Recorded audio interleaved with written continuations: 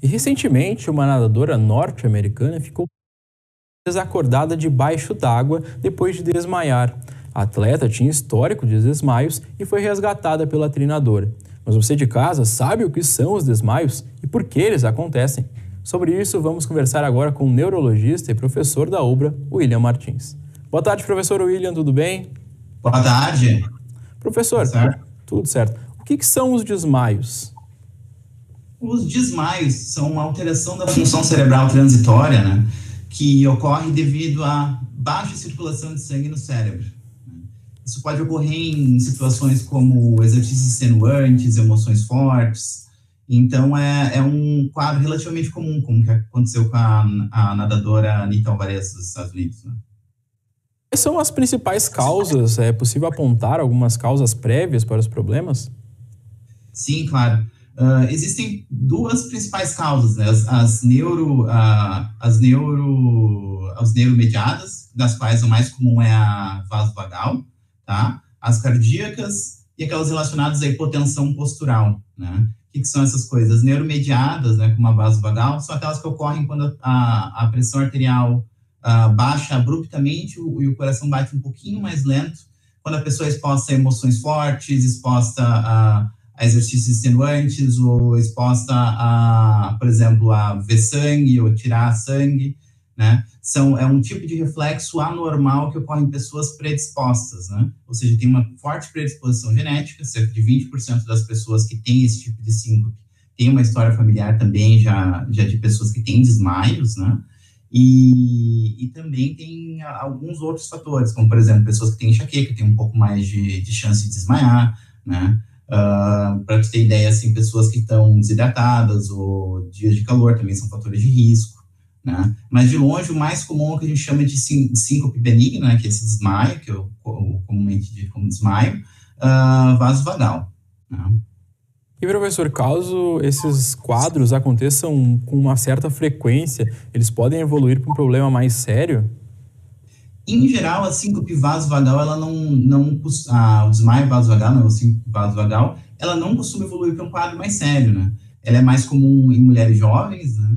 E principalmente em períodos de grande calor e durante fortes emoções, mas ela pode recorrer em até 70% das pessoas e ela não cursa com um quadro mais grave, né? Então, por exemplo, a pessoa já sabe que vai desmaiar, ela sente tontura, ela sente que a visão vai ficando mais fechada, também tem alguns sintomas como zumbidos, e logo a pessoa aprende que isso vai gerar uma perda de consciência e acaba se protegendo, como deitando, colocando a cabeça entre os joelhos, né?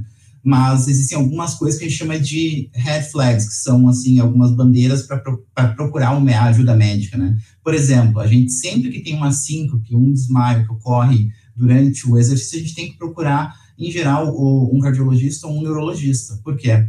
Na semana passada, nós tivemos 2 óbitos durante teste de treinamento físico aqui no Brasil, né, para a Polícia Civil e acho que para o Exército, de pessoas jovens que não tinham relatado nenhum outro problema, né, e tiveram uma parada cardiorrespiratória durante o exercício. Então, se a pessoa tem um desmaio durante o exercício, isso tem que procurar um especialista, né, um cardiologista ou um neurologista, para esclarecer que não tenha nenhuma causa mais maligna, como uma arritmia cardíaca, né?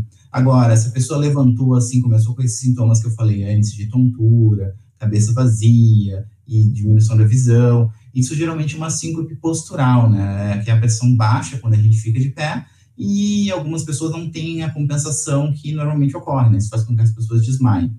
Agora, se a pessoa tem histórico de doenças cardíacas, infarto ou outros tipos de arritmia, daí realmente tem que fazer uma avaliação bem extensa com o cardiologista para excluir que tem alguma causa cardíaca. E, professor, quando a pessoa desmaia, o que a gente deve fazer, o que a gente não deve fazer com ela, que no momento realmente está desacordada ali, né? Claro. A primeira coisa que a gente não deve fazer com uma pessoa que perde a consciência é se desesperar, né? Então, assim, a pessoa perdeu a consciência, se ela teve um desmaio, ela vai estar bem pálida, muitas vezes está com bastante suor durante o corpo, que são reações fisiológicas. Tu tem que fazer o seguinte, tu tem que pegar ela e deitar ela, tá bom? Não é para segurar, assim, a pessoa sentada ou em pé.